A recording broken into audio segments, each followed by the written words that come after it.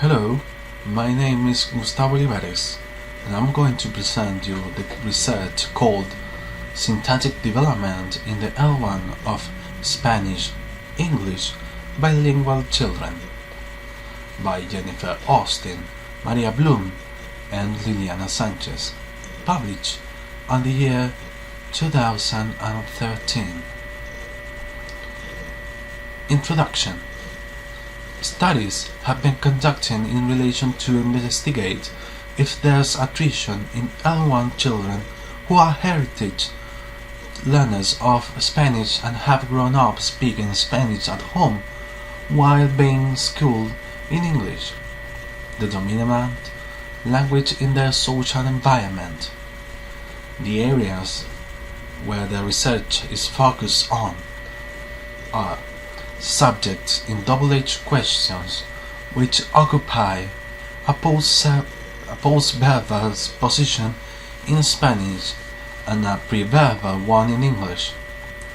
Sentimental negation, which occurs before an inflected verb in Spanish but after such a verb in English. And negative polarity items, so-called NPIs, expressions which must be licenses by negation and which have different distribution in Spanish and English. For the literature review, double-H questions in Spanish are the position of subjects in Spanish and English with double-H questions contrast sharply. Double-H questions in English differ from those non-Caribbean Spanish in two respects. They feature do support with main verbs and subject auxiliary inversion. The acquisition of subject-verb inversion in Spanish. Scholarship in L1 as Spanish acquisition shows that children acquiring Spanish correctly use inversion in double-H questions from the time they begin to produce questions. The acquisition of subject auxiliary inversion in English. At the first stage, children use a few double-H words with a rising intonation pattern.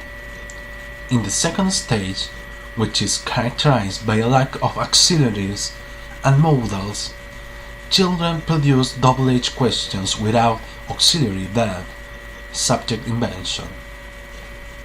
By the third stage, children use modals and auxiliaries without auxiliaries verb subject inversion. Negation and NPIs in English. In contrast with Spanish, in English, the inflected auxiliary precedes the negative morpheme not.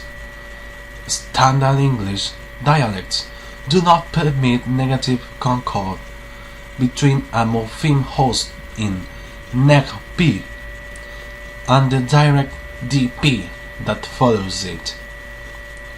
Negation and NPIs in Spanish. Other structures involving difference in future strength between Spanish and English are negative sentence and NPI sentences. In Spanish negative sentences, negation occurs before verbs and auxiliaries. The development of negation in Spanish. Children must acquire the strong V feature that triggers B2T movement as well as the relative order in neg-T, and the case of NPIs, the strong D feature. The development of negation in L1 English. The early literature on L1 acquisition of negation in English identify three developmental stages. In stage 1, children use isolated noun in holophrastic sentence. In stage 2, it's characterized by the use of word, no sentence initially, even preceding the syntactic subject. In stage 3, children produce negation in its correct precision, as well as using not auxiliaries and modals. The participants of the study. The participants are 13 school-age children, aged from 8 to 6 at first interview, 3 boys and 10 girls. Although 34 children were recorded for the study, only 8 participated in all 5 sessions. Therefore, it was decided to report on the 13 children from whom the authors had data for their section 1, 3, and 5. Analysis of the data for all the children showed that they did not differ from those of the 13 children they presented.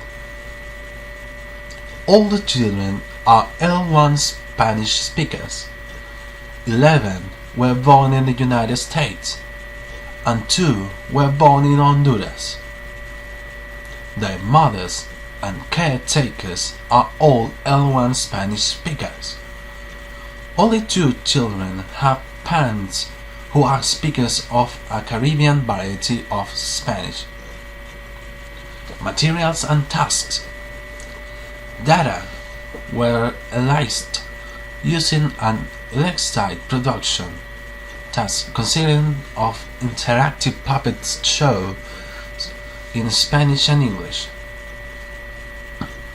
Oral data were analyzed using a communicated task in which an interviewer presented a puppet show to a child and the puppets engaged the child in conversation.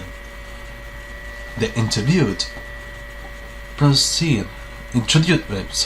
introduce the children to the puppet characters, a young child and an older adult with hearing problems, and asked the children to help the older adult by repeating what the young child had said. Results in double-edged questions. This is something that I'm going to explain in afterwards.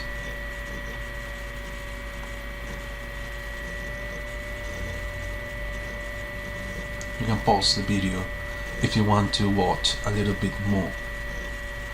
Now, as a summary, there was a statistically significant difference in the accuracy of the children's production of NPIs between Spanish and English, but not between the target production of interrogative and negative sentences in the 2 languages.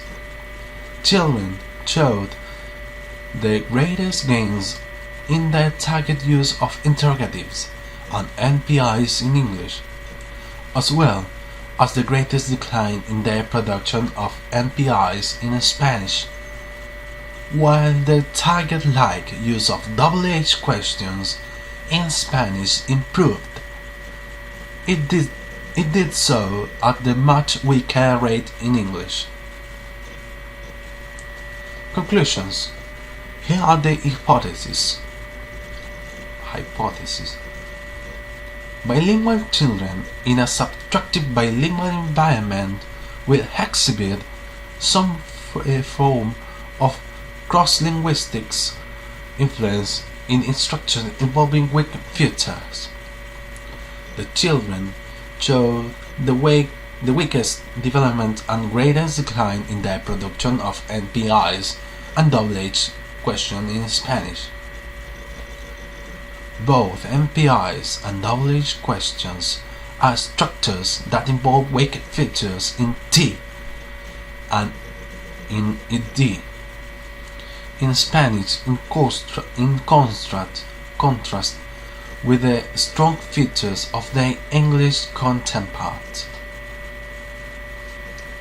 There are statistically significant difference in children's production of NPIs in Spanish and English.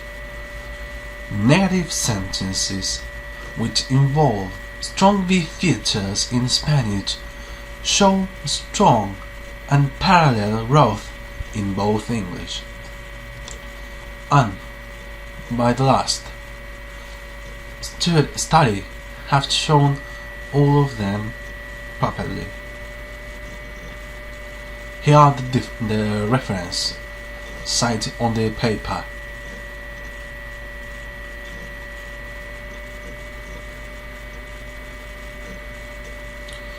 And that will be the end of the presentation. Hope you like it, and goodbye.